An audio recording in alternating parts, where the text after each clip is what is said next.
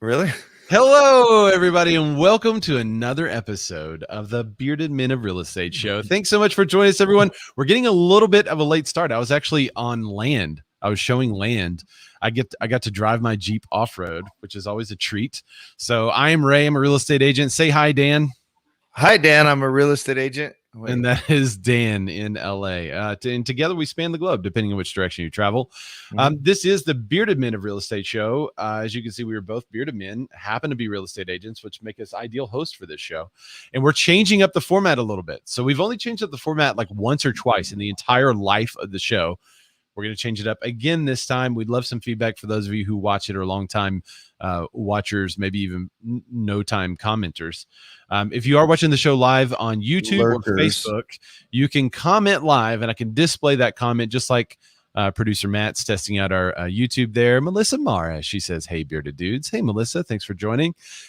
You can also comment on Facebook, and I can display those comments, but you can join us on Clubhouse. And when you're in Clubhouse, as long as I'm talking, I can't hear you. But as soon as I hit the mute button, if you want to say something, you can pop up to the stage, say something, let us know who you are, where you work. Hopefully we can get some networking done. But also we want your feedback. And this is kind of a unique situation, which we can get that live. So thanks everyone for joining us. We got a whole bunch of news and stuff that we're going to cover today. Actually, there were so many articles that's one of the reasons why we decided to change the format a little bit, just to be able to get to all of them. So it's going to be a little more conversational. We're going to flow from one to the next. So if you want to say anything, you got to raise your hand, just like Margula did. Hey, Margula. And then we can add you up to the conversation. Again, I can't hear you until you see me mute, but we will come to you. So thank you guys for participating in that. So some of the articles that we're going to cover: are buyers getting weary? Are you guys working with buyers who are starting to get weary of this housing market and maybe trying to find another solution? Are they still looking? Are they still deciding to buy? Are they deciding to rent? What are they doing? We're going to talk about some eviction bans as and the eviction moratoriums as those end. We're going to talk about forbearance and what's going on there. We're also talking about remodeling. There's a certain product. What's the hold up now? There's a certain product that is holding up remodelers that you may not anticipate. I didn't see this one coming. So we're also talking about, let's see, what was the other one? Oh, colorblind appraisals. So we're going to talk about the appraisal process. We got in a heated discussion this morning on Clubhouse on the Good Morning Real Estate Room about VA loans, FHA loans, conventional mortgages, and cash, and the difference as we present those offers, and how people shouldn't discriminate against veterans, but whenever they look at what the veteran has to go through as far as their appraisal process.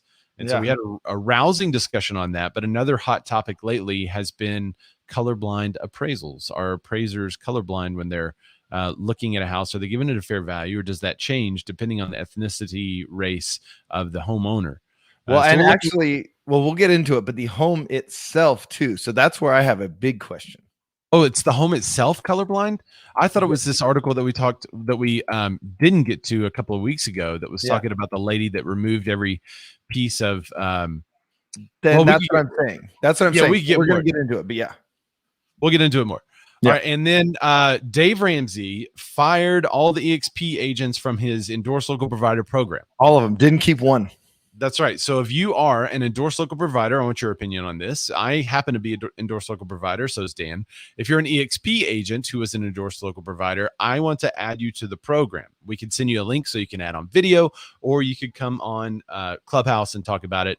I want to hear what your thoughts are on this. Shannon Milligan had a great video on Facebook. I think she was level-headed and explaining the situation and smart on both sides of the issue. And I tried to get her, but I know she's busy. She's got like closings and stuff like that right now. So, but if you know of an agent who is an ELP who was with EXP, I'd love to get their thoughts on this specifically. I get into ELP with EXP. EXP is fired from ELP. ELP, yeah, it's very confusing. And then we're going to talk about lumber prices. We might be seeing some relief in lumber. So we'll talk a little more about that. But Dan, before we get into all this, and Margula, I have accepted your speaker request, so you may have to exit and come back. But Dan, before we get into, oh, good, now you're here. Hi, Margula. Before we get into all these stories, Dan, I feel like I have ADD today. Would you tell people what this show is about?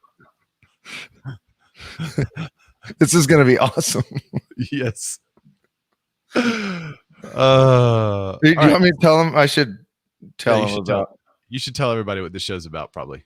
All right. Now, when Ray and I met here on the interwebs, by the way, guys, 150 episodes ago. Yeah.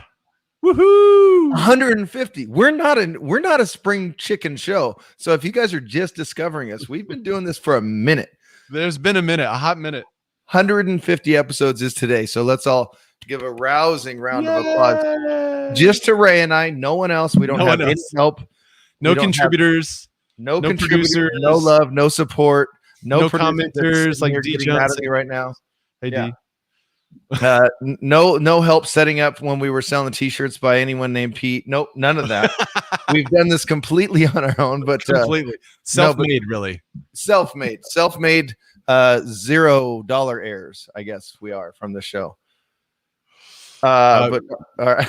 Speaking of Pete Thorpe, he says, I have so many rants on virtually every topic you have today. My hair's all wound up. All right, let's go. But anyway, of course, we appreciate everyone. But 150 episodes ago. But what I had, obviously, I'm a bearded man of real estate, but I had an idea for a show. And when I met Ray, I noticed something very interesting about him. What was that, Daniel? He puts 2 scoops of sugar in his coffee every morning. That's lie. Bald face lie. I don't do coffee. I do Kahlua. I had no idea. By the way, no. So you know that. So I've never been a fan of the frou-frou. I've always kind of drunk black coffee. Drank black coffee. Drink sounds real country. I've always drank black coffee, which that's my pick your poison, right? That's it. But I remember being a little kid and like trying my parents' coffee, and they were always drinking it black. It was like the worst bitter water in the world. And then I just kind of got used to it because of its benefit of like waking me up in the morning. But I can't do sugar to this day. I'll add maybe a little cream if I'm kind of feeling frisky. And if I go to Starbucks, I'll do the whole venti white chocolate mocha with an extra shot of espresso. That's my frou-frou drink of choice. Yeah. So there you go. Now you guys know. Now you know. And you could also buy me a drink on the Cash App. No big deal. Yeah, anyway, you can buy me a drink. If here in Clubhouse, if you go scroll to the end of our profiles, oh yeah, that's right. If you scroll to the end of our profiles, it's going to say, "Hey, buy me a drink." You can help Ray out, and you can help me out. Just send it through Cash App. We're good. Because as I said, we've made $0 from this. But anyway, I literally didn't. We're so scrambly this morning. I didn't know what I was going to say. But I don't drink coffee at all. I never have. I don't like it. It just tastes like bitter water. But if you guys ever see me drinking out of this, it's straight whiskey. No, it's iced tea. I love iced tea. I drink iced tea like crazy. But obviously, I noticed that Ray loves coffee and it helps wake him up every morning. But what I also know is he's a beautifully bearded man. But he had a format for the show, and it's a different format than we're doing today. But that's right. I also noticed that he loves giving value up front to not only his clients, but also just to humans in general. So the show is about being more as an agent, but also being more as a human.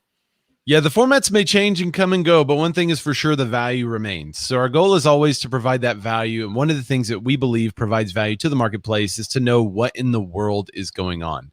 And if we can help people know what's going on by a short hour, or if you were with us last week, a long hour and a half. It got heated last week. So it got to some discussion. If you didn't watch or listen to last week's show, you should go find it on wherever you can say home robotic device, play the Bearded Men of Real Estate show. Podcast and she'll play it. And then if not, go on YouTube. And if you don't like the banter that we're doing right now, today's going to be all banter, by the way. Kind of. If you don't like it, we'll have it's got spots where you can just click on the links and you can go to the different timestamps. But last week got pretty heated. So if you haven't seen it, go watch it. On the YouTubes, they're in the description. There's every article that we're going to cover and little time stamped when we start to talk about that article, so you can zoom right to it. You can also follow and subscribe and then get notified of when we post the chops, which are just each segment of the show broken up over the week. But please join us live. That way we can have the discussion. One of the things that makes our show different is not me and Dan being bearded, but it's the live interaction with the people that watch and the people that listen on Clubhouse and how they're able to join the conversation, and we could talk about these things live. So that's one of my favorite things about the show, is that it's not actually me and Dan, it's you guys that make this show pretty cool. So that's what we've always loved about it, and we appreciate about it. And by the way, we are the only live podcast that uses Clubhouse. That's not true. With bearded men. There you go. We were the first, I think, to broadcast in 3 locations. Right. But now there are others. Are you ready to get into these headlines? Yeah, kind of, yes. Let's go. All right, and just like that, we're in the headlines. The first thing that we're going to cover. What? I left it. It's just our imagination. We could have just gone to the headlines, but we've been doing that for 150 episodes. We have been doing that. I mean, we started that pretty soon after we started the show because our goal was like, hey, one day we'll have a transition, but until then, let's just Wayne's World it in. Well, apparently, we're still Wayne's Worlding it in. We've been doing it for 150 episodes. We're very busy. Very busy. All right, so let's talk about your buyers in the marketplace. Wait. Hold on. Yep. But Dee's saying, Matt, will you please get them an intro? Now, if you go to our YouTube channel, subscribe and hit the bell, you'll notice that our chops it does have an intro. That's right. So there you go. Go check it out. Listen, and there we go. Yeah. So, and is it me or is your audio fluctuating? I think your audio is fluctuating. Mine's solid. Yeah. It's just fluctuating on my end. That's weird. I don't know how to adjust it. Anyway, producer Matt can fix it. Yep. All right.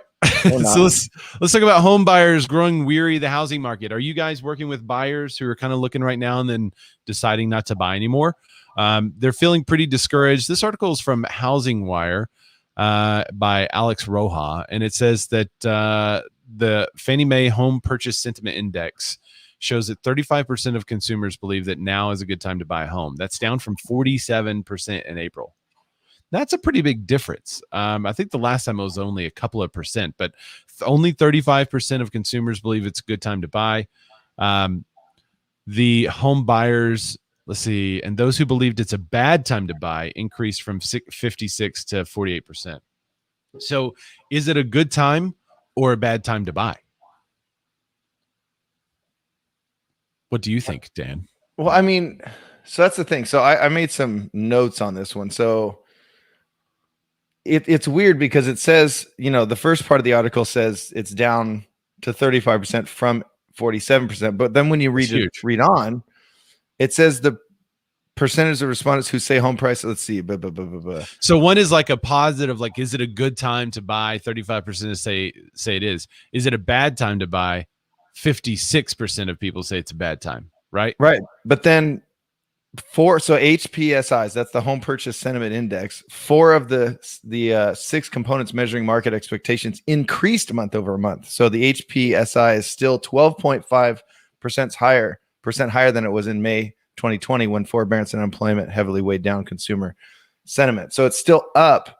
But again, I think they only interview like 1,000 people. Like I always wonder how does that say here's what Americans think, because I mean, buyers are still flooding the market in my opinion. I mean, we just got beat out again, not by much on this. We're getting closer, but I have a VA client. So how are you that conversation, but that's a great segue into how do you keep your buyers, specifically your VA buyers, who seem to be more scrutinized lately? How do you keep them from getting discouraged and to just keep trying?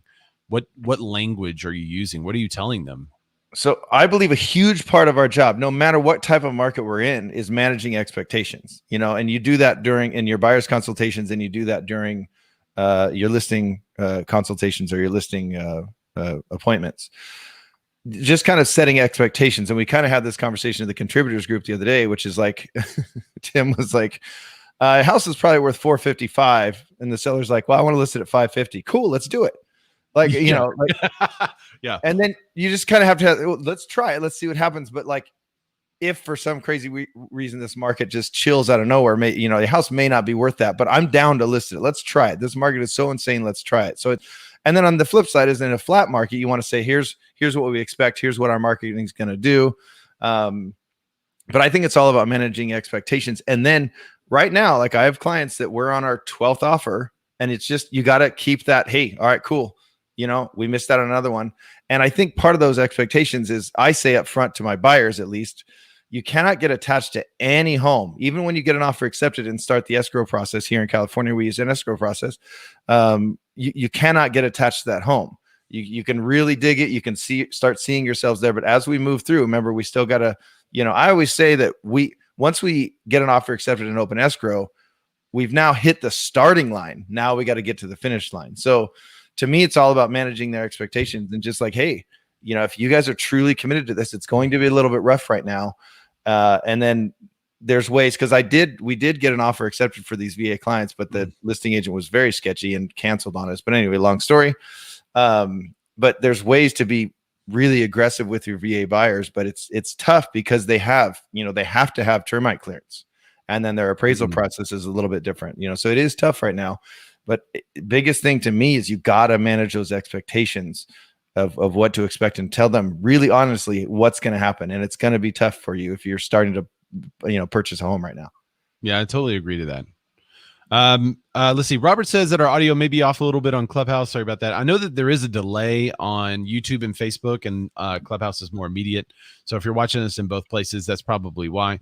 It's kind of like the baseball games, where you could turn on the radio and then watch the TV, and you'll hear it happen on the radio first. That's kind of what happens here too. Stephanie Morgan brings up a good point. She says, matter of opinion, how much value does your buyer find in buying at the moment? So how much value does your buyer find in buying at the moment? So if I were to answer this question directly, I guess it would depend on what the definition of value is. Because if the definition of value is quote unquote a great deal, then you have to create a lot of those deals in the marketplace. You're not going to get them by going in as the 15th offer on a brand new listing that's super cute and everybody wants. So the primary value of winning a situation like that and going above ask and removing your contingencies and doing everything you can to obtain the property is that you get to live in that house that you really wanted for the next 5 to 10 to 20 years, however long that you want.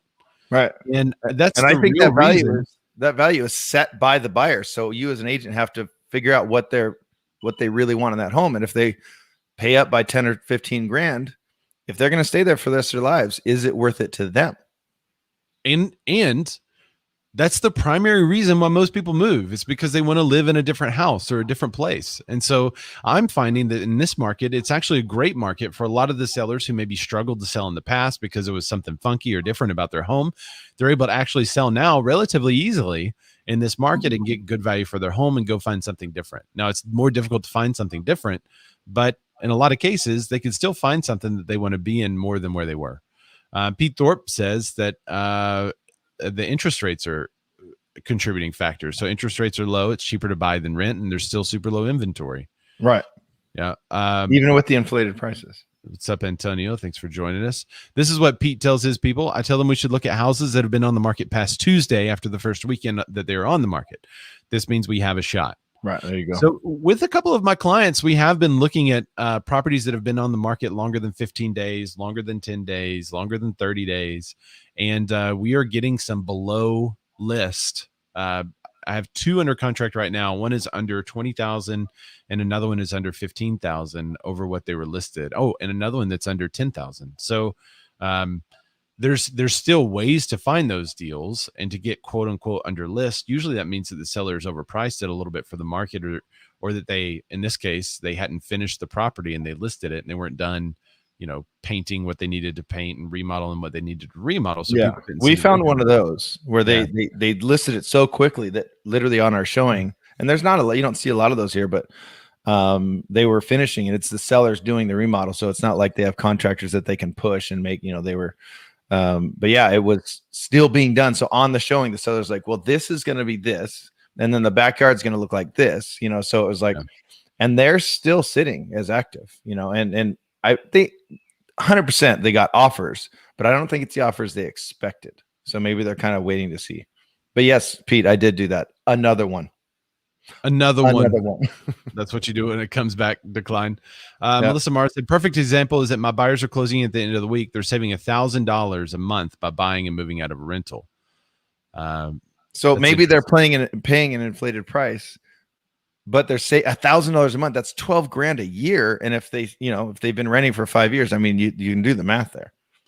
Yeah, Stephanie brings up a good point about job opportunities. Is it worth it to pay an inflated sticker at the moment because there's an opportunity to advance your career? Yeah, I mean, I'm seeing a lot of job changes and people moving for that. All right, so I want to hear from Clubhouse. If you're up there on stage, just flash your mic if you want to talk about this. I'd love to hear how you're keeping your buyers from getting discouraged in these multiple offer situations in which they may not be winning. If you don't flash your mic, I won't know to come to you. I'm looking right now. There's no one flashing their mic. No one's got their hand raised, so we'll probably move on to the next. Oh! I got 2 of them now flashing their mic. Yeah, I have a bunch of them. I'm gonna go to Melanie first. Then let's add it to stream. Hey. Melanie, hey, how are you doing?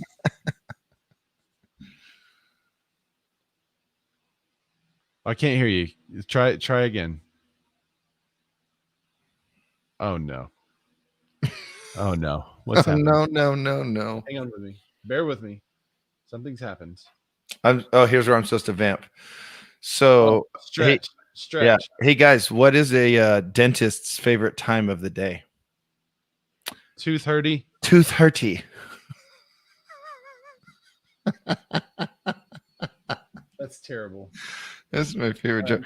So here's the thing. So I just want to address something real quick while Ray's handling that. So the sun on just any given Thursday during the week can black out, and everyone's like, "Oh my gosh, that's an amazing event. It's just a beautiful spectacle of nature." But when I pass out and black out on a Thursday afternoon, it's like, "Oh, he needs help. Someone call someone."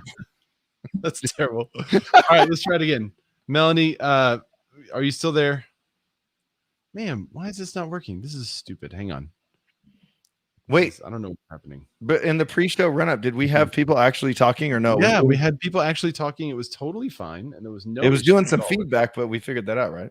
Yeah, and then I got them all situated. All right, hang on. By the way, Matt, can you just do a chopped of my my bad blackout joke? Thank you. All right, try just one more time, Melanie, for me. Might have to do the hold the phone up trick. I'm gonna hold the phone up because I don't want to miss Melanie. Oh, can you hear her? Can you hear Melanie? Yeah. Can you hear me now? Yep. Yes, we can. You're good. Okay. That was fun. So I would. What? Wait, what now? She just disappeared from the stage. What the I don't know what happened. She was just there a minute. Now she's gone. Oh, well. Yoink. Oh, man. I love it we even did a pre-show test and everything was working great. So, Eric, you also had your hand raised. So until Melanie comes back, Eric, what are you saying to your buyers to keep them from getting discouraged in this marketplace, man? Well, I'm an agent in DC, and things are going kind of crazy in certain areas. But as far as what I say to the buyers is that, just make sure your offers make sense, because if not, you're going to be disregarded. I hate to say it like that, but that's how you gotta be real with some people, because in a market like this with these interest rates and everything else and offers that are coming through, because DC the inventory is very low, but the demand is very high. It's actually a seller's market right now. So I just kind of keep it real with my buyers and just let them know just to make a offer either to the sales price or a little bit higher, because you got a lot of competition. It won't only be them. It'll be like them and like 12 other people, because that's just what the market is. 12. That's awesome. Symptoms of the market right now. So that's what I say. So, and that's kind of what Dan said too. Just setting those expectations are super important. So that's good. Thanks, Eric, for joining. Thanks for joining the show. Melanie, I see that you're back. What were you saying before you left? I'm trying to set the I don't know where I got cut off. I'm trying to set the expectation from the beginning, letting them know that they're probably going to miss out on the first one. If they're lucky, that's amazing. Be really playful about it, and letting them know that there's always more properties coming on the market. In fact, when we try to look at properties, especially in the residential market, when they're a little bit more motivated than the second homers who know that something eventually is going to come up. But I like to I actually sent a congratulations, you missed out on this offer, some cookies. And they took it with the grain of salt and the fun that it was meant. It wasn't their dream property, but setting that expectation up front lets them know that, hey, this is competitive. This is what's been happening in this price range. These are type of offers. So you're aware this might not be it, but this might be it. And we can put in the most competitive offer by being flexible in earnest money and down payment and appraisal guarantees. And there's a lot of things we can do to do our best offer, but just being really lighthearted. This is not the end of the world. There will be properties. You just need some patience. That's a good tip. I love the congrats cookies. The congrats on not buying this house. I mean, it's a total shift in perspective there. It reminds me of my friend who went to a camp one time and a guy got some I don't love you brownies from his girlfriend. And that was how she dumped him, is that she sent him brownies that said in icing on the top, I don't love you anymore. So yeah, congrats cookies for not getting the house is a little better than I don't love you brownies, but it's the change of perspective. Like, here's something sweet and here's to the next one. Let's go. But if you're in some of these markets like Dan, you might be sending like 20 or 30 cookies to one client. It's gotten expensive, and I send very expensive bottles of whiskey and wine, so it's gotten very expensive. First miss out. She only does it on the first miss out. Okay, good. Okay. Good. Yeah. Okay, that makes sense. And Margaret, I saw you unmute too. How are you keeping your buyers positive in this market? Right. So I don't send cookies or goodies because I have less confidence than you. I'm afraid they'll just choke on them. They're like, what? Is this all she's giving me? I missed out. She couldn't get me the property, just giving these goddamn cookies. And she's giving me cookies. So what I do, well, in order to get that offer, well, okay, I have two different ways of handling it. If it's my exclusive, or if it's not, or if I'm just the buyer's agent. So I'll start with being the buyer's agent. When I'm a buyer's agent, I fight so hard and I tell them, you must send it. There's a lot of activity on this property. It's not just me. And of course, I'm not trying, I'm doing the best I can for you, but this listing agent has many other people coming and many other brokers. So, because this happened on a really cute property we just went to, that I just secured. So I said, so they said, well, how much should we give? And I say, you got to put your best foot forward. It's going above asking, because that was the agent shared with me. I said, but you got to give me the highest number that if you knew it went $1 more and you lost it, you won't lose sleep. Yep. Yeah. And I said, and then I say, whoever gives me, and this I say when it's my exclusive, I say, I'm fair. I go first come, first serve. I need not just verbally, they call me or text me. I said, I need an email with your offer and your attorney info.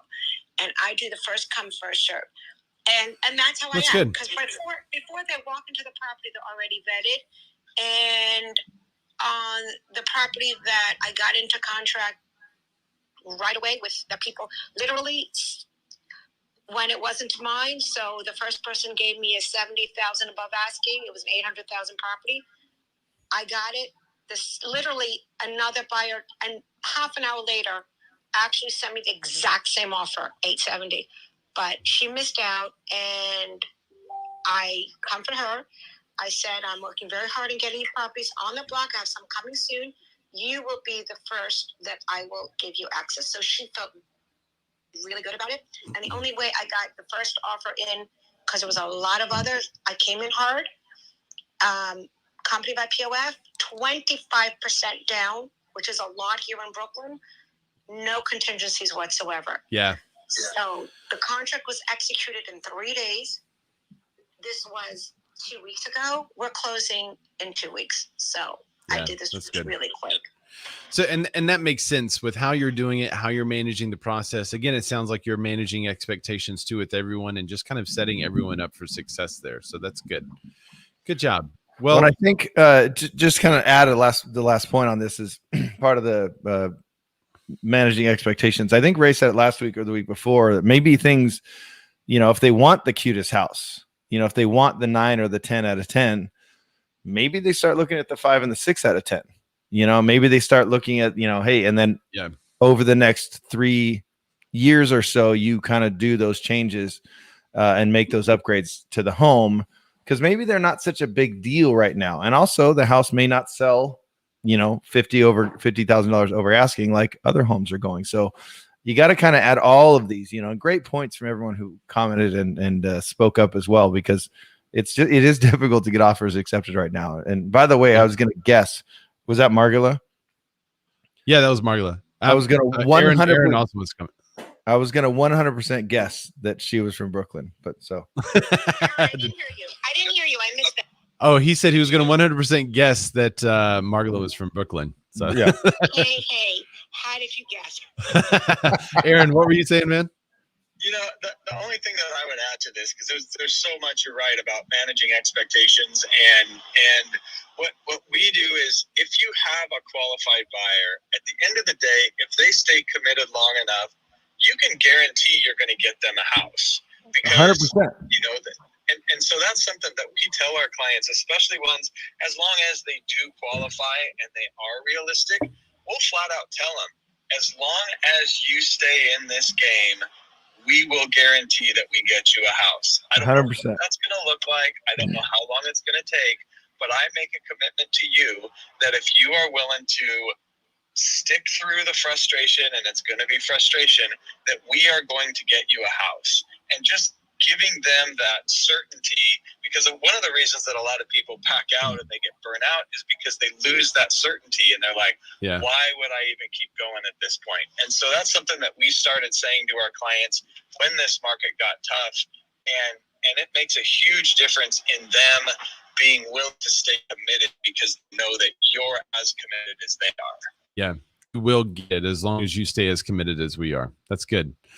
Good tips, good points. Thank you guys for joining the conversation on that. Dan, let's go ahead and get into the next couple of articles. There's two of them here that kind of goes into what's happening in the market for the national eviction ban. It expires towards the end of the month. We have a list of cities in which buyers have some protections. Yeah. Which I thought is interesting. They kind of lined it out like it's like the United States on the article. It's from CNBC. You can go there to see this article. It goes through each one of these states, which we will not do. The color code is the share of adult survey respondents in rental houses who reported being behind. Remember when the one story that had adult renters? Adult renters. Yes, this is a more adult renters, not to be confused with anything else adult. So the darker the blue color, the more behind, or the higher the percentage of the people who are behind. For instance, some of the darkest colors on the map: Georgia, Florida, Alabama, South Carolina, Arkansas, Maryland, Tennessee, and Louisiana. Some of the lightest colors on the map, let's see: Maine, Utah, Kansas, Arizona, and South Dakota. Kentucky. Yeah, Kentucky's pretty light. Yeah. So everything else is kind of a mixture of in between 6 to 23%.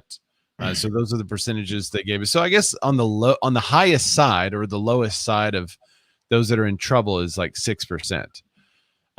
So it gives details about what each person can do in like New York. They've extended its eviction moratorium September for tenants who have endured a pandy-related setback. So I thought that was interesting. Instead of just giving out for everyone, and this is one of the things we talked about last week too, is that if they extend the eviction moratoriums, it just doesn't seem like they could extend it for everyone at this point. They would have to start being selective with who they extended it. Like, hey, prove to us if you have a hardship, and with that hardship, we can extend this a little bit for you. And it looks like that's what some of these states are doing. New Jersey won't allow evictions to proceed until 2 months after the state emergency is lifted. Most evictions in Vermont are barred until 30 days after the state of emergency is concluded.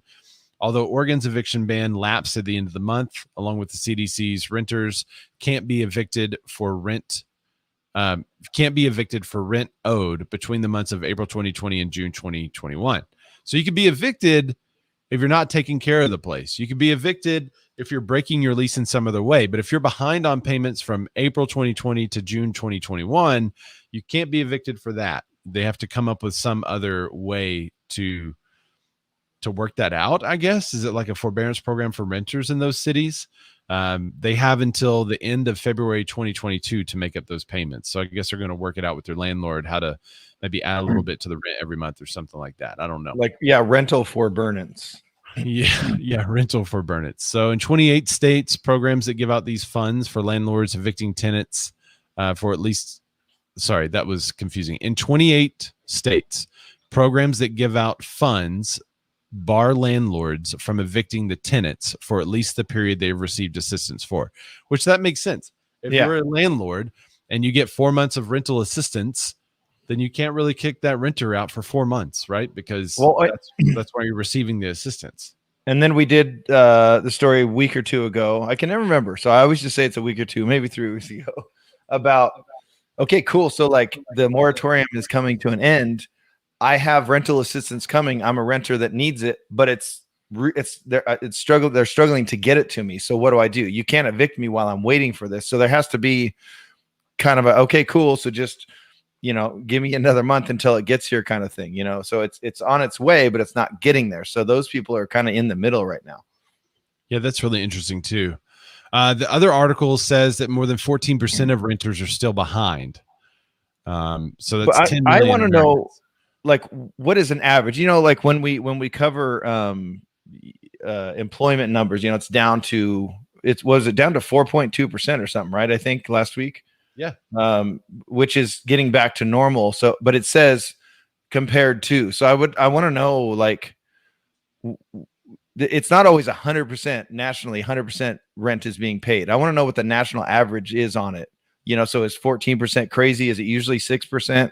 And now it's 14%. You know what I mean? So I'd want to know that. Like, what is the kind of net loss they kind of account for as far as rents not being paid annual or nationally? Well, and residential rent is not the only thing that they're talking about. They're talking about falling office rents in prompting leasing in smaller markets.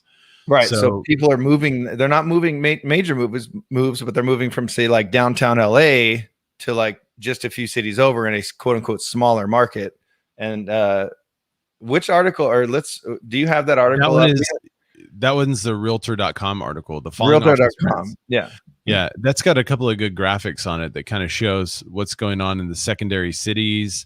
Office occupancy fell in most cities as of 2021, which, that's because a lot of people are now working from home. Like me, I'm sitting in my house I created a studio in and not an office, right? So it's a real short article from magazine.realtor or Realtor Magazine. If you want to actually wait until, are they going to publish this too? Like, do you have to wait until it comes out, or is it already out? Office rents varied significantly depending on the location. For example, asking rents in San Francisco were $74 per square foot, but Los Angeles were $45 per square foot. In San Diego, office rents fell $41 per square foot, and in Sacramento they declined $25.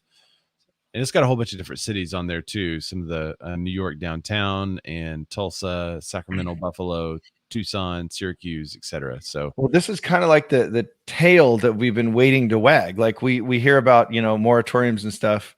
And I do want to circle back to that. I have one more point on the eviction moratorium, but we've been kind of waiting to hear, like, what happens to all these? What happens? There's property owners, right? They own a building with a restaurant in it. That restaurant essentially hasn't been able to be open for the last year. What are they doing? Are they getting help? Because when we always, or we talk about these articles that have, help or, money coming in to help single family and multifamily homeowners.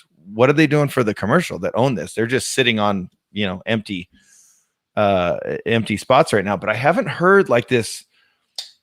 I don't know. Maybe we're just not looking for it, Ray, but I haven't heard this because I don't do any commercial. But I haven't heard anything about, like, it's a crazy market right now. Everyone's lowering it to $1 a square foot, and they're just trying to sell. Like, I haven't heard anything about that. Do you think that these office spaces that we're going to see a huge quote unquote buyer's market for office space long term due to the shift? And are people going to, what are they going to do? Turn these? I mean, I was about to say turn them into retail, but then I remember, like, people like Amazon have just been selling online forever, and more people are selling online.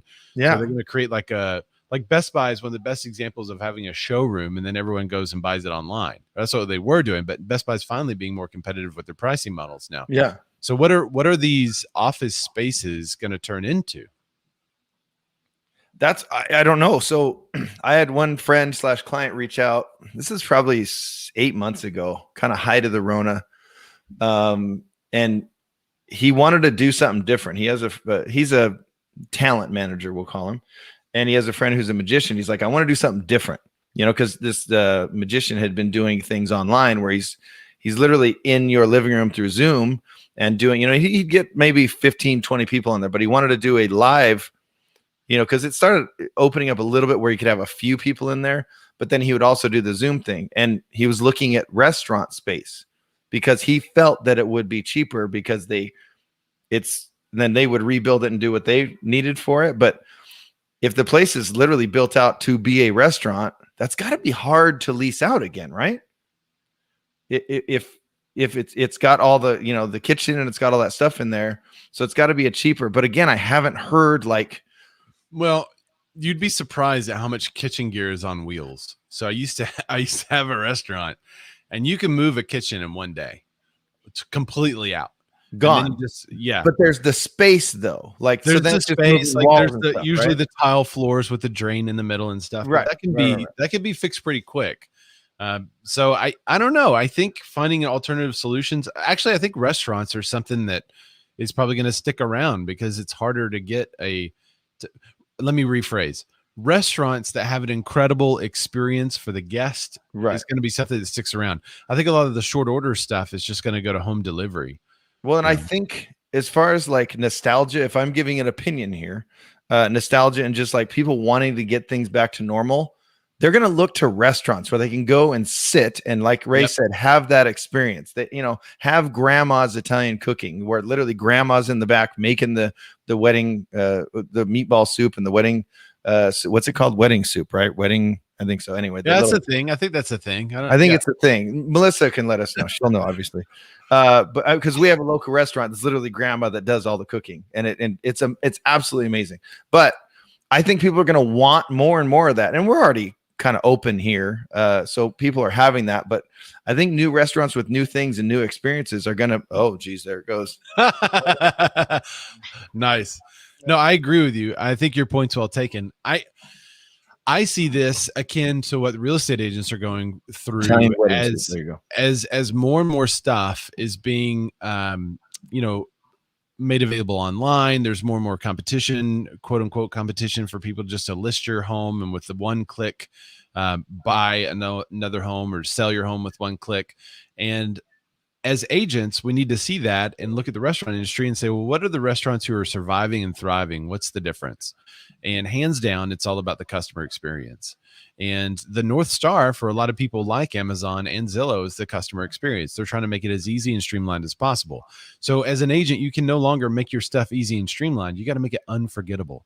You have to make an experience where they're like, wow, not only was it easy, we had the guide all the way through, and this is what she did for us, and here's how she served us as a real estate agent, and she gave us all this information that we couldn't have found anywhere else, and she took all these extra steps to make sure that the move went smoothly, and maybe even a concierge service. And if we're not offering that incredible customer experience, then we're going to go the same way as the short order stuff. We're going to go the same way as the office spaces that are now being taken into homes. So I think it's a canary in the coal mine, I guess you could say, for a lot of service industry providers like ourselves. And it is. Well, it is. Yeah, it's the same thing. Italian wedding suit. Italian wedding suit. But that's what, you've said it forever is, all these disruptors that are meant to, take our jobs essentially. If we don't adapt, if we don't step up our game and step up our service, then I don't think it's going to take over any industry, but we as individual agents could be really in trouble. If we're not better than the average Redfin, EXP, Zillow, whatever agent, or the 1% listing fee agents, then, well, you're going to get taken over. Yeah. I think all of the average agents are going to get taken out. It's just, if you're average or below, you're going to get taken out. And I think there's a ton of those agents right now that have gotten to the market like they did 15 years ago. Dude, it's so easy to sell a house right now. And it is. But then when this market switches, it's going to be very difficult to sell a house. Yeah. All right. So I want to try one more time. If you'll bear with me. So this is essentially like Ray losing out on multiple properties on different offers, but he's just going right back into it. We got this. We're gonna, sometimes this technology stuff becomes personal for me where I have to win. So I gotta win this. All right. So either Melanie or Margula, if you could, let me bring up the stream. There you go. All right. If you guys could say something, just anything, or Christina, if you're there. Say something. Oh, don't do that. If it doesn't work. Saying something. Oh my gosh, that worked, but worked. it was so loud. But I got you now. All right. So apparently one of my inputs on my A10 Mini is broken. So thank you, Christina, for helping me fix that. Wait, so that's on an iPhone? What'd you say, Dan? That's on an iPhone? No, the A10 Mini is by Black Magic. So I just changed the inputs to a different input, and now I think everything's sorted. So we should be good. Oh, wow. Oh, it's like a router. Yeah. So Yeah. Okay, interesting. All right. Sorry about that, guys. Thank you for bearing with us. All right. Matt in our private chat is like, wait. No, we're gonna have to edit that out of the show, Mr. Producer. His ears just exploded, but hey. Okay. Speaking of is ear surgery a thing, Matt? Speaking of pink and purple, which is Christina M. Smallhorn's colors. If you've not ever seen her YouTube channel, you got to go check it out. Yeah. Guess what shortage there is now in the marketplace? You want me to guess? I already know. Well, I know you know. Paint. I didn't see this one coming. I still feel like paint should be an easy thing to make. But some of the most commonly used paints are out of stock. Yeah. So is this because people are improving their homes, or is this because people are trying to put paint on the walls, throw some paint on the walls, get ready to sell it and add to our inventory? Is that what we're going to see? Yeah, maybe. All right. So the pandy restrictions in the February winter storm in Texas, where many of the raw materials used to make these paints are found, have disrupted supply chains. So a supply chain is already challenged by the pandy, and the February natural disaster in Texas further impacted the complex petrochemical network, causing that's the thing. destruction. Petrochemical network. Yeah, I was looking at the petrochemical network yesterday, and I was like, man, given this current petrochemical network, I just don't see how they could have my shade of pink in. Yeah, I don't think the petrochemical network is having a drought right now. I don't think they're going to have my shade of purple. I just don't. No, they can't actually. So recovery has been significant in recent weeks and improving. So it is getting better, but still far from complete. At the pace in which the capacity comes back online, supply comes more robust, remains uncertain. So that's interesting. Paint firms say the price increase coming up. This is amazing. It could range anywhere from 6% price increase, whatever, to 40% price increase. Oh, so $12 a bucket is now $18 a bucket. So go get your paints now. Yeah, let's start a frenzy on paints. Forget housing. Let's start a frenzy toilet on paper right now. Forget toilet paper. Forget housing. Toilet paper is 2020. Let's start a frenzy on paint right now and buy all the crazy colors. Gas doesn't matter. The petro network, it's just a petrochemical network. That's what matters. That's all that matters right now. The petrochemical network. Yeah, they have great shows on that network, by the way. All right, so that was an interesting. Well, we'll just go to the next. I just thought it was a cool story. Well, no, but okay, so I thought it was crazy when new construction was being held up by appliances. I didn't even know that was a thing, but then they were like, no, we've built this house, but we can't put a fridge in it. We can't find a counter depth fridge. So we can't find a counter depth fridge, which is a smaller fridge, but somehow it's $700 more. I never understand that. I can't put in a stovetop or an oven. We don't have any water heaters. We don't have any HVAC systems. So that was crazy to me for a while. Yeah, that was crazy to me. Now it's paint. And lumber is, the price, each individual plank is worth, the price of a tiny home in Arkansas. We'll see. We'll see what happens. There may be something. And also, guys, you've got to follow me. This is a shameless plug. You've got to follow me on Instagram because I have a wood video coming out. Just trust me. All right. So your dog wants to see it. So that's good. All right. FHA. Let's talk about them. They're pushing forbearance out to September 30th. But wait. When you read the headline, puppy dog. Oh, he's barking at the other one. He wants to play. And she's like, dude, no. When you read the headline, they're pushing forbearance out. But then Ray, keep going. It's not everything. This marks the third extension of the program, which most recently had been set to expire on June 30th. So they've extended the pandy relief forbearance options for multifamily properties. Multifamily. That's interesting. I guess that's maybe because they're behind on there's still 14% of people that are behind on their rental payments. So right. But this isn't for the average homeowner though. This is the landlord, right? Yeah. Right. So the landlord gets forbearance because the tenant is behind. 14% of tenants may be behind. Maybe that's why. But why does the headline say they've extended forbearance? That's what it seems like. They want to click. They want to click. Right? I mean, this is really, it's not overly salacious or clickbaity, but it's, oh, cool. The forbearance has been extended. No, it hasn't. Only if you're a landlord and only if you have one of their 2 programs, right? Yep. Let's see. To qualify, property owners must inform tenants in writing about the tenant protections available, forbearance and repayment period. Property owners must also agree not to evict tenants solely for non-repayment of rent. While this is a quote from Mark Calabria, FHA's director. Calabria, yeah. Yeah. While Pandy 19 cases are declining and many homeowners continue to emerge from forbearance, many renters who are unable to benefit from rising home prices have not financially recovered from the Pandy. To help those families that are struggling to pay their rent and to help multifamily property owners maintain those properties, FHFA is extending multifamily Pandy 19 forbearance and tenant protections through the end of September 2021. I think I don't mind this. I think it seems to correlate, if they're trying to help the tenants and they're trying to get some tenant relief because they're so far behind in their payments, they can't just say you can't evict these tenants for non-repayment and not do anything for the property owners who are holding them. However, this doesn't cover single family rentals. Right. So what if I own my main house and then another one that I rent out? No, it doesn't cover you. It's got to be multifamily. What if I have it rented out to 2 different families, though? Huh? House hacking. Yeah, 1,400 square feet, 3 bedrooms, 2 baths. 2 families live there. It's multifamily. That's a good. This is a good question from producer Matt. What channel is the Petrochemical Network? Dish Network doesn't have that one. I think it's on DirecTV. Dad jokes. You're not even a dad yet. It's too early for dad jokes. They also have the. When is your due date, Matthew? By the way, if y'all don't know this, but Matt's having a baby. All right, that must be a physical feat that's never happened before. Oh, it's happened. A man is having a baby? Well, I mean, you got to go through it too. Yeah. Speaking of colorblind, is the appraisal process colorblind? Let's go. All right, let's get into this. This does have, it relates to that article, right? I haven't read the whole article, but it relates to the one that we saw a couple of weeks ago about race-based appraisals.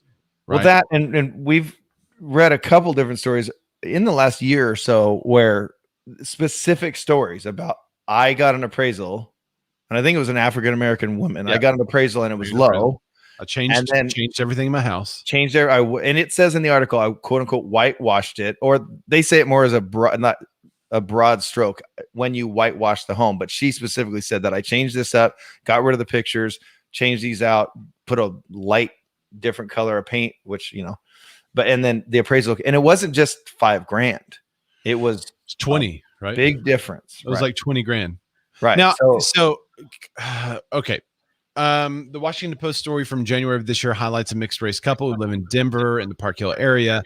The home where the Mitchells lived had values that ranged typically between $450K to $550K. The couple estimated their value might come in around $500K. The first appraisal came back at $405K. In studying the appraisal, they found that all the comps came from the north side of the Martin Luther King Boulevard, where properties tend to sell for lower values. So the Mitchells scheduled a second appraisal, but this time only Gwen, who was white, stayed in the home.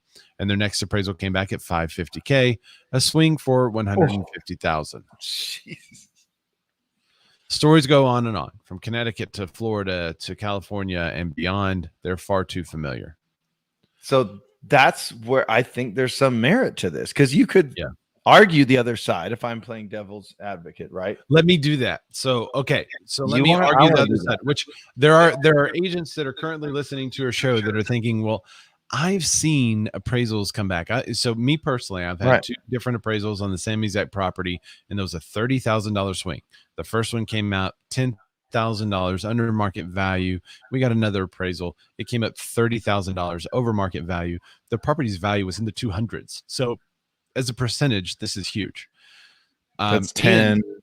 Yeah, more than 10%. And the sellers did absolutely nothing between those two appraisals, right? So I know there are agents that are listening to us that are having these thoughts and thinking these things. That could be true. There are also agents that are saying, well, if you took down all of your personal photos, if you repainted parts of the house, if you made the house more general, appealing to a larger audience, and if you left the house and you were not in the house, those are all things that could affect your values. I tell all of my clients, do not wait at that house, because if you talk to them, if you say something to them, then it could make them appraise your property differently based on what you're saying, even though you don't think you're saying anything big. But if you say, oh, well, no, that was like that when we bought it, but it was an improvement that he was asking about, you just don't say anything. Just let them appraise the property for the value it is. And generally, you're going to come up with a better valuation than if you stayed there and talked to them. Yeah, I love when sellers are there and they're like, yeah, the chimney, it's been like smoke comes out the side of it sometimes. Yes, but I've never had a problem with it. And then there's a swarm of bees that comes in every 3 months, and it stings the kids and stuff, but it's not that big a deal. And I'm like, dude, stop. I'm the buyer's agent. I just want you to stop. Please stop right now. And we have this neighbor that keeps breaking in our house, but it's not really that big of a deal. Yeah, he's also not a neighbor. He's just a random homeless guy that lives down the street. Oh my gosh. So it's a better. So I know there are agents that are thinking, well, if they did all this, and those are ways to improve your values, and that's what we talk about, and that's the tips that we give and advice that we give to clients. That is true. But there are several stories that have an interesting caveat, like this one in particular, with a mixed race couple where the white race person stayed at the house and the value magically was a lot better. That wasn't so 15%. That was, 15% on 200 grand does seem like a lot. It does. Mm-hmm. Now, the National Association of Realtors, $150,000. In the article, it says National Association of Realtors, Jessica Lautz, Lautz, the vice president of demographics and behavioral insights, said that we know discrimination is nearly every aspect of the home buying process. We need to be addressing it as an industry. I would agree with that. I think not only is there an appraisal bias, though, that there seems to be an appraisal bias on the other side as well. So there's a lot of minorities that are using the FHA program. It's 3.5% down. They could save money there. I think there's still like a 1.75% funding fee on the back end, but they're still saving money. They don't have to put as much money up front. But what is we as agents all know that if you get a conventional mortgage versus an FHA mortgage, most people want to take that conventional mortgage over the FHA mortgage when it's supposed to be the same type product. Well, what are the reasons you do that? Right? Why? Yeah. Why does an agent look at that, or why does a seller look at that and take the conventional mortgage? Well, it's because there's a difference in the product. And one of those big differences is the appraisal process for the FHA loan or the VA loan is a little more strenuous. There's more things that have to be checked off the box for that home to, quote, meet the guidelines for that loan program. And because of those additional guidelines, if the property misses value in either one of those other two appraisal types, then that value is not updated for 6 months. So if you get a bum appraisal, that homeowner is stuck with that appraiser for 6 months if they have to sell it to another FHA or a VA buyer. So a lot of sellers are afraid to do that. That's not a slight on the person that's using the loan. That's not a slight on the seller. That's the system that the government set up. And I was talking in this Good Morning Real Estate group this morning. As agents, that's what we need to be doing, is advocating for our clients and saying, guys, this system, this thing that you put in place to supposedly help these individuals that are trying to obtain a loan to get a house in this market, it's not working out for them. Now, sell in a buyer's market where there's 90 days on market and inventory is long and you got plenty to choose from, those loan programs are fine. And people are happy to get an offer and they'll work with it and they'll get it done. But in a highly competitive environment where you have 20 or 30 offers, you're getting looked over. And a lot of real estate agents, there's nothing we could do. I mean, we could try to present it as best as we can. We could try to package it, as some were saying this morning. And Glenda Baker was talking about that. She's one of the best at doing that. And, I recently got a VA loan accepted and it's been a competitive market. So you could try to package it as best you can to represent your client well. But in the end, until the product is the same as the other product, then there's not much that we can do. So what we as agents should be doing is exactly what they're doing in this case too, is petitioning the National Association of Realtors, who has paid lobbyists to help represent us and the consumers that we help, to get some change affected. So in this case, one of these changes needs to be a review of this process.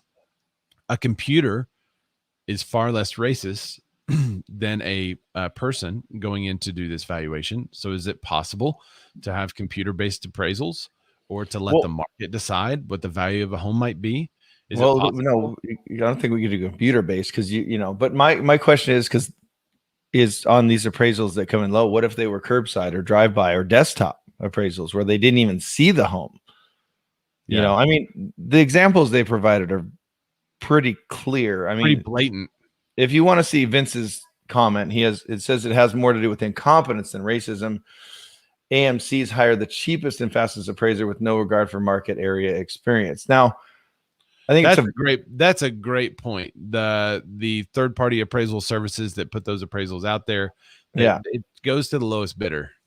And then, I cannot tell you how many times where I've shown up in an appraisal and I say, what markets do you work? And it's 50 miles away. You're not going to know this market. I don't care how well you know Southern California, you're not going to know this market. And they're all very, very different, especially if you use something from a different city or another county, because we have obviously abutting counties, but specifically with like the one they said they were using comps from the north side of the tracks, not the south side of the tracks, where values are different. You just can't have that. So I think there is some validity to that statement, but I don't know, that it's pretty blatant. 150 grand when you change up your house a little bit. I don't know. So it's a tough one, but by the way, I'm going to try to ping in an appraiser to see if we can get it. I know Melanie Hay wants to address this too. So let me. Yeah. Do any appraisers want to implicate themselves? If you want, just jump on. I'm just kidding. But to go back to the FHA VA thing, by the way, if you don't do a lot of VA, they can cover differences. It's meant to no money out of their pocket or whatever, but they can cover differences. So with VA, I still send over what my clients have in the bank to say, hey, if there is an appraisal difference, we can cover. So I still send that over to say, hey, because I think part of it is if you have 20% down, you're going conventional. Not only is the appraisal process different, but it's also, I have 20% down. I'm going to most likely have another 5 or 10% to cover any difference or cover any repairs myself when the seller says I'm not doing those repairs. So I send over the stuff, just say, hey, FYI, my clients are willing to compete and we can cover up to whatever if you need it, so that's helping a little bit. D Jones says she heard an agent say that he throws out FHA offers. You still have to present, man. You still have to present. Well, and I think if you sensationalize it as, hey, this could be an easy way for people to discriminate, I think you could actually get some of this stuff changed. Unfortunately, basically what I'm saying is, unfortunately, it has to be the sensationalization of the issue that brings about change. Just your average person getting looked over because they have an FHA loan and the loan guidelines are pretty tight, that's probably not going to do anything. But we know that a lot of minorities use the FHA product. And so that you could say, well, that's an easy way for people to discriminate. Same thing with the VA, discriminating against the veterans because of the loan type. I think that would have to be the way to kind of bring about change in this, which I think is a good idea. I tried to bring in a couple of appraisers into Clubhouse. I didn't get it, but I saw Melanie. Melanie, I saw that you flashed your mic. You wanted to comment. What do you think about this appraisal issue? So I've got a couple of questions. And the first is, one of the things we've seen in our area is we've got appraisers who are coming from out of area and don't know how to appraise. So first of all, if it is discrimination, absolutely freaking abominable. But are we getting people who are not from the area who don't understand? Like if you're in the major city I work in, you've got properties along the lakefront that are going for 2 and 3 millions. And then you go 8 blocks away and they're going for 169,000. That's less than a mile in distance. And so we've got idiots who don't know how to do the appraisal thing. That's the first issue. The second issue with FHA and VA, I just did a home where the home wouldn't have gone FHA or VA. It was an estate But I educated my sellers and I said, look, if somebody's willing to come in, because they didn't have any money in the pot to really do anything. And I said to them, look, if we advise anybody who wants to come and make those offers that they're willing to do the repairs and be competitive, I would advise you to look at those offers if they're competitive. And then the third thing is on the buyer's side, I've literally gone into a property. I've got a list. Anybody who's done any of it. We've also got rural development over here, which is 0% down. Yeah. Same criteria as VA and FHA. And we'll go through the property and we'll look for the major issues. We'll look for cracked windows. We'll look for peeling paint. We'll look for the missing pipe off the hot water heater. We'll look for any of those safety issues. And I say to my clients, okay, here's a random amount of cost. Do you have any mates that you can get this done for? And then you pay them in a barbecue and beer afterwards. Or can you do this yourself? And then we write that into the offer. We are willing to do all required, blah, blah, blah, at the same time.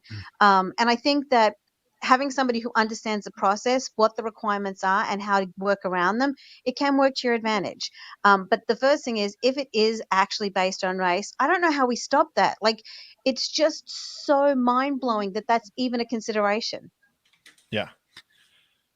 Yeah, we totally agree. Great points all the way around. So thanks, Melanie, for coming up and adding. Rob, I saw you came up here. Did you want to comment on this specifically? Rob, are you there? Yeah. Sorry, I had to set my mic, but yeah, I mean, it's hard to believe that in this day and age that race is even an issue. But I really can't comment on that part of the issue. But with the appraisers, I'm a short sale specialist. And what I see is appraisers coming in. I sometimes have them coming in from 2-3 states away. I got them coming from Indiana to appraise in Detroit area. It's people that shouldn't be doing that. They should be doing the appraisals in areas they don't understand or know or have access to. So I find myself doing value disputes on half of the deals that we're doing. And they still have drive-by appraisals, which is also another issue. Now that COVID is running its course, coming to an end, that should be stopped immediately because that's going to come to bite a lot of people in the butt down the road. Well said. Mario Flores says that's insane. Yes, I agree. It is insane. All right. So we know it's an issue. The best way to prepare your clients, guys, for this kind of stuff, no matter what race they are, tell them to depersonalize, pack, clear all your services. I saw a couple of real estate agents. I need to take issue with this. I saw a couple of real estate agents on Instagram, TikTok. They were like, if your agent tells you that you need to depersonalize, they're wrong, bro. What, dude? One of the biggest things you learn early on as an agent, well, if you work with other good agents that are coaching you the right way and teaching you the right way, is you have to have that buyer envision themselves in the house, not in your seeing, oh, look at that nice family picture from Oahu 5 years ago. No, you have to depersonalize. You have to. And it's not just about a racist walking into your house and not wanting to buy it. It's about people getting distracted. I remember countless occasions where I'm like standing in the perfect house for my client. And I'm like, wow, guys, this is great. This is what you're looking for. I look over at them and they're still looking at toy collection in the hallway. Right. They're like, look, who do we know them? Oh, I think we were on this beach. They went to Destin too. I'm like, guys. And so do the buyers a favor and help them to focus on your home and not on you. Depersonalize, declutter. Yeah, I showed one the other day they had an amazing Star Wars and like comic book collection, not comic book, but like, figures and action figures and all this stuff. It was amazing. It was all over the house. Yep. It's really hard to depersonalize that stuff, but I found myself too going, wow, look at that Millennium Falcon. That is so, wait, hold on. This room's kind of small. This is only an 8x9 room here. We got to remember that, hey, it is the fourth bedroom, but so I found myself snapping out of it as well. But it's a big deal to really depersonalize your home and even like declutter too. Like if you have bigger furniture or furniture's in the way, and I walked into one the other day and it was like, wait a second, this is a dining room. Why is there a chair in here? And it didn't feel like the right place for the house. You want those buyers to see the house as best as possible, especially if you're trying to push the market right now. Yeah. Speaking of push the market, let's go to one of these articles on the lumber, and then we'll cover the Dave Ramsey versus EXP thing. So if you are an EXP agent and was were an endorsed local provider, I definitely want your feedback, or if you know someone who was, and I'll ping a couple of people in. But first, let's talk about lumber. Lumber futures have faced significant weakness in the past month following a major move higher during the COVID pandemic. Oh, oops, in the pandy. For July, it fell more than 5%. And Tuesday, it's down more than 30%. So lumber, yeah, that's from the record. I'm sorry, that's from the record. That's not recently. So for July, 5%, it's down 30% from the record high. So there's a guy whose name is Kyle Little. He is Sherwood Lumber's. Is he a CEO? What is he? Industry veteran is what they call him. So he said it's a sensible decision to hold off on discretionary building projects due to wood costs. So I've got this wall in my office that's totally discretionary. This is a discretionary wall. We called it. It's probably not discretionary. Like, I would like a place to put my books. I would like a really cool bookshelf. But as soon as we were about to order the wood for this bookshelf, the lumber spiked. It went up like 300%. So we're like, we're going to hold off on this and see if it goes down a little bit. Yeah, you don't want to do discretionary building right now. So you're adhering to what we need to do. I am adhering. It's still up 200% from what it was 12 months ago. We're in the month number 12 of what we believe to be a 24 to 30 month cyclical bull wave. Oof. That means I'm not going to wait that long. I mean, I need this thing. You got to finish that. I mean, I know what you want to do. I want a secret door that goes into this. So I can't wait that long. But if it's already down 30% from the high, maybe it'll continue to drop, and then I can buy the wood for the bookshelf. Well, I know, because I've seen what you want to do, and it's amazing, but we got to get there. So please, people, stop adding on to your homes and building things, because Ray needs to get this bookshelf done. Yeah, please, guys, let's stop building. Don't worry about the worldwide inventory shortage of housing. I've got to build a bookshelf. He has to build it. Yeah, and very, very soon, I'm going to get my buddy on here who is essentially a builder. He's not a builder. He's the guy who gets it all going, but we have these conversations all the time, and they essentially, he cannot get entitlements done fast enough. Now, an entitlement is when you are a landowner, you have raw land, you have to get it entitled. So it's essentially getting it ready to sell it, to where someone can come in and say, okay, I can do A, B, and C here. And he had clients, I think 1.5 years or 2 years ago, obviously before the Rona. And he was saying, if you want to do this, you need to start the entitlement process now. And now that everything's so hot and builders are buying land, they're like, I'll buy anything as long as it's not under a railroad track or some power lines. I'll buy it and we'll build some houses on it. He's like, dude, I told you it's going to take 6 months just to get the ball rolling. I told you 2 years ago to start this process. So it's obviously off topic a little bit from lumber, but builders are buying and land and they're trying to get it going, but everything is behind. So we got to I'll get him on here. You know, he does know some C level executives that we could get on as well, but it'll give us a different insight, because I don't do a ton of new construction, but it'll be really interesting to hear, his insight. And he also attaches a lot of things because of his knowledge and his experience in the industry to why things are not being built. That's good. Why they should be, which is really awesome to hear. I like that. Yeah. All right. So I just pinged some EXP agents that I know and love into the group because I wanted their feedback. I don't see them joining yet. But we're going to cover something that's like not real clear. It's kind of only one-sided where the story is coming from. But basically, there's no articles on this. It's kind of a big story. If you know, a lot of people know who Dave Ramsey is, right? Yeah, and there's no word. It's not like a message from Dave that describes the issue or talks about what happened. So I'll kind of give you a rundown of what the endorsed local provider program is, and then we can talk about the issue at hand. So ELP, endorsed local provider. Dave Ramsey has a financial peace university course. People go through the course. They learn how to manage their money better, get out of debt, try to live as debt free as possible. The only debt that Dave kind of likes is on property, as on the asset that increases over time that you can actually live into, because it's better than renting. So Dave has rules about that. Like he says, probably the best thing to do is get a 15-year fixed mortgage and put 10 to 20% down. That's probably the most financially wise way to purchase a home other than cash. Then recently he kind of opened up a couple of years ago and said, given the current rates, 30-year mortgage is okay, but he does want you to stay out of that mortgage insurance premium and put at least 20% down. So that's kind of Dave's lending rules for buying, and he's partnered.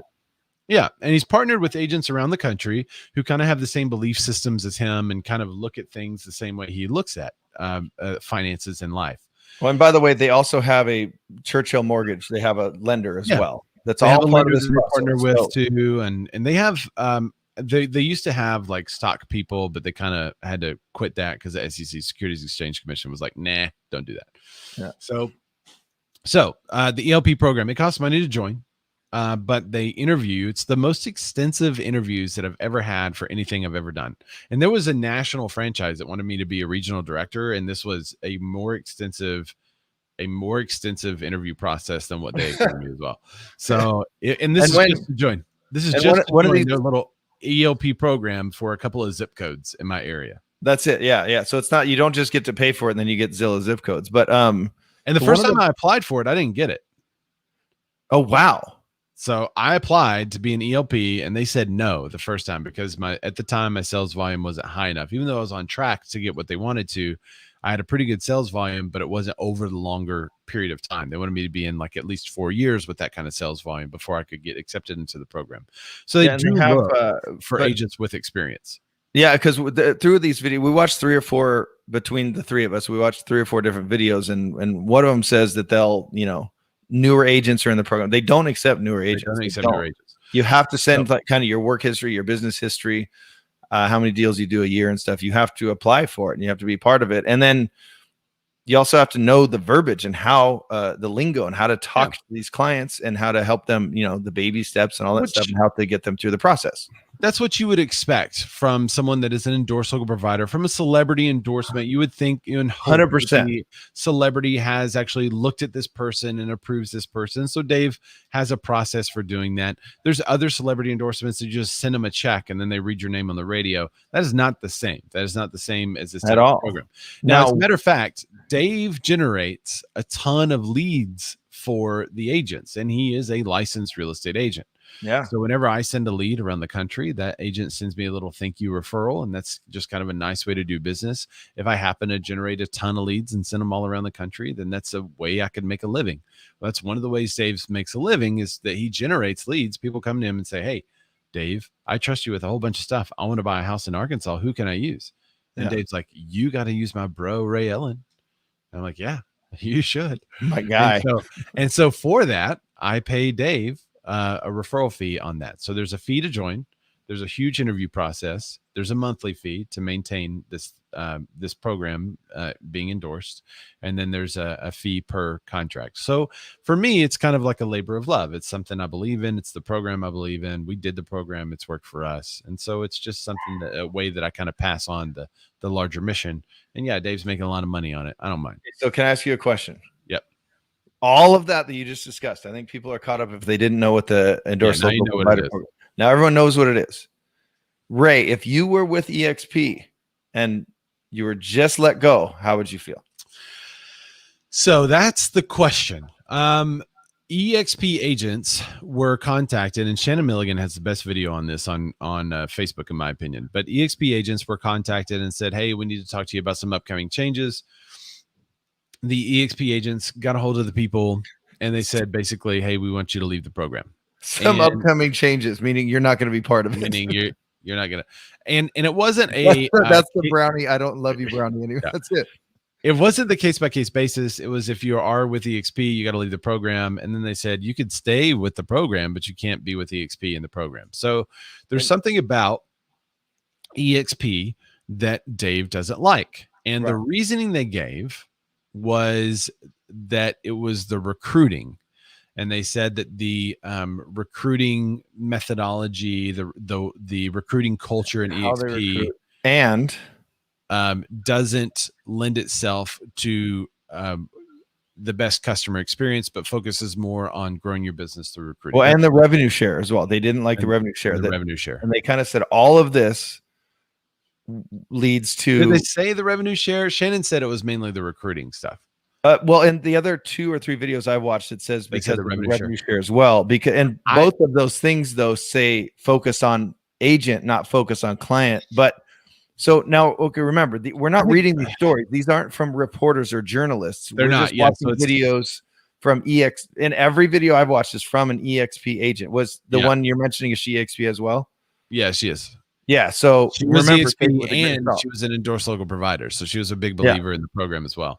Yeah. So that's where they stand. Now, I think there could be a couple of underlying factors here. One is Grant Cardone, which we've talked about on the show a couple of times. I think last week I brought up how wrong he was last year. He had this classic Susie Orman style prediction. Horribly wrong. He was like, don't enter the market this year. You're not going to make money. You should wait. And if you had waited, now you're 20%, 30% away from what you could have made. He was predicting another crash. It didn't happen. I saw a video the other day that was talking about the end of, real estate and how you should rent and stuff. And it's just, so there could be a differentiation because Grant has some kind of partnership with EXP. I know a lot of the EXP agents call him Uncle Grant. And so there's some kind of partnership there going on. And maybe Dave doesn't agree with that, or maybe Dave wants to kind of be the main real estate advisor for his ELPs and doesn't want a different type of influence. In the real estate advice category for the people that he coaches. So that's kind of all we know now. And if, like I said, I would love for you guys to raise your hand if you are an EXP agent. I want to. And if you want to find the videos that we found, just Dave Ramsey fires EXP. You'll find these YouTube videos. Find a bunch of videos. Now Rob, my main issue. So I want to get to Rob in a second. Let me review the almost categorically all the videos that we watched, except for Shannon's, which I think was the best one. Yeah. She talked about this a little bit, but one of the things that all the EXP agents are saying is like EXP is home to some of the top agents in the industry. So now the top agents in the industry aren't working with those clients. That's disingenuous. There's a lot of other how they said it though. They said it way more direct than that, Ray. It was all the top agents are now EXP, or they will not. Be. Yeah, they will be. So they're literally saying Ray, with his own little brokerage in Little Rock, Arkansas, I'm not a top agent. You're not a top agent. So so this is my rub. I think it's appropriate to have a rub if you're an EXP agent now with Dave Ramsey due to the move that they made across the board because they don't like the model. However, you can't then say something that's just not true. So edit your videos, take that part out. It's just not true. There are top agents around the country who aren't necessarily with your brokerage. So let's stop making a recruiting campaign and let's just talk honestly about the situation. Right. And everything, that's part of it. Everything becomes a recruiting campaign. In my opinion, with EXP, and that's why I don't like it. He didn't agree with the EXP policy, and so he let him go. Now, had he not agreed with the EXP way of doing business and they stayed, he would then be hypocritical. Now, there was a great point that someone brought up. Yeah. The KW. Yeah, there are other companies with revenue share that also focus on recruiting that are still members of the Dave Ramsey Endorsed Local Provider Program. And they've been doing it a long time. Keller Williams has been doing the recruiting, and the revenue share is different. It's structured differently. That's where EXP came from, by the way. It's a similar model to KW, but that's where I think it was the CFO or someone. He left Keller Williams 2009 or 11 or something and started EXP. But anyway, so it's similar. But if you're going to let them go, and by the way, Keller Williams is huge on recruiting. They're team leaders. That's all they do. They're supposed to be there to help agents, blah, blah, blah, which they do, but that's all they do. They recruit. They make calls to recruit every single day. So how do you not let them go too? That's what I'm saying. Yeah. So it can't be just that. There's got to be something else. And that's a totally valid point, in my opinion, from some of the EXP agents. Another thing that we saw them say over and over that I didn't necessarily agree with is they started taking the same points that a lot of people have dogged Dave in the past for, they started bringing those up as if it was ridiculous. Those were suddenly issues. Right. But when they were in the ELP program, they obviously weren't an issue. Right. So I don't really agree with that method either. Saying, well, they kicked us out, but we didn't want to be there anyway. That's I mean, that's not effective in debate. I know you gave me the I don't love you anymore brownie, but I didn't love you anyway either. So that's not the right way to handle it, in my opinion. So I think maybe the right way is to state your case, as Shannon talked about, and she had just joined in November and she asked for her money back and they said no. And I thought that was interesting. And I think maybe that's where they could kind of get into a bit of hot water. Especially if she's already paid for the year or whatever, and you're not getting that year now. Yeah, she's paid for the year, and she's also, but they said she was in the green because she had some success. And her argument was, well, they were in the green too. So overall, it's really interesting. I think 2 ineffective ways to address the issue. If you are an EXP agent and you're watching this, don't say that now consumers aren't working with top agents. That's disingenuous and not true. Ridiculous. Also, don't say, well, he was anti-debt. He was anti-debt, which I explained earlier. There are certain types of debt, smart debt, and so you can't now complain about the very principles that you stood on as an ELP, and you knew when you were part of it, right? So, but I think there is a greater issue there because they didn't address Keller Williams. They haven't even addressed this publicly. Like if you Google this, the only thing there's nothing about it, just those videos. Right. Yeah. So let me go with Rob. Rob, I know you're on stage in Clubhouse. Are you an EXP agent? Were you an ELP? Tell me what you think of this thing, man. Now I can't hear him. Wait, now I can't hear you, man. Hang on. Happy 150th episode, everyone. This is insane. Like, I don't know why I can't hear people. Pete, try one more time, Rob, and I'll unplug if I can't hear you this time, bud. Yeah, okay. I'm just going to unplug. All right, here we go. I'm unplugging. Now I can hear you, Rob. Right. What's up, man? All right. Yeah, so I've been with EXP for 2 years, and the recruiting and the profit share are directly related to each other. Not all the agents in EXP, actually a good amount of them don't recruit. I'm not a recruiter. I haven't recruited one person, but, I have owned a boutique brokerage in the past, and all brokerages rely on recruiting, or they just don't grow, period. Because EXP has an incentive to help them grow. That's a good thing. Keller Williams, like you said, has the same thing. Regarding Dave Ramsey's thing there, I really don't know why he would take offense to that, but it's just, EXP just has a refined model on the recruiting program that nobody really came out with. Well, I don't know if Keller Williams has been doing it for years. So I wouldn't go so far as to say it's refined or anything different. It is a little more aggressive. So I'm wondering if some of the mastermind groups and things like that people were a part of, if there was recruiting going on within those groups, I could see him having a gripe about it, but I never saw anything. That would be the issue. Yeah. There was never like an email that went around that's like, hey guys, just a reminder, your mastermind group is brand agnostic. We prefer that you not contact everybody to recruit them that's in your group. But maybe that became like a platform, or maybe somewhere in EXP, people were like, hey, this is lead generation, not only for leads, but this is also for, recruiting. And so if that was being taught in EXP, then I could see how that was a rub, but I never saw anything come around about that. It's not being taught like that. Yeah. And actually when I started, they knew it was a problem 2 years ago. EXP, the founders, the top people knew it was a problem, and they've since clamped down on that type of recruiting process. Interesting. A couple years ago, EXP had a bad rap for being just recruiters and stuff, and they still do people that were doing that, and they're stopping that because they don't want to be considered what a lot of people were saying is a MLM, and it's not an MLM. It's a legitimate brokerage, and doing a lot of good things out there. It's just part of their business model, one aspect of it, and they have many others. Remax came out and they filed a lawsuit against EXP about 3 or 4 weeks ago too for their people. But again, we did do that. What was Remax doing in the 70s to grow? They were recruiting agents from Century 21 and Coldwell Banker, right? It's just no. Whoa. It's not. What up, Daniel? It's not the recruiting. Recruiting is fine. It's how they recruit and what they say. That's what it's kind of the same lawsuit that Compass keeps facing. There's recruiting lawsuits that Compass is facing too. No, this is different. Remember what I broke down is you cannot go after a Remax. It's a SEC violation. You can't go after them when there's less than a year on there, because they're going after brokerages that still have agreements with Remax for offices. That's the issue. This is bigger than just recruiting an individual agent or whatever. Or this is different. But I don't want to go back to old stuff from 1970. We won't belabor it. But anyway, yeah. Well, Rob, thanks for adding some context to the discussion. Thanks so much for joining us on the show.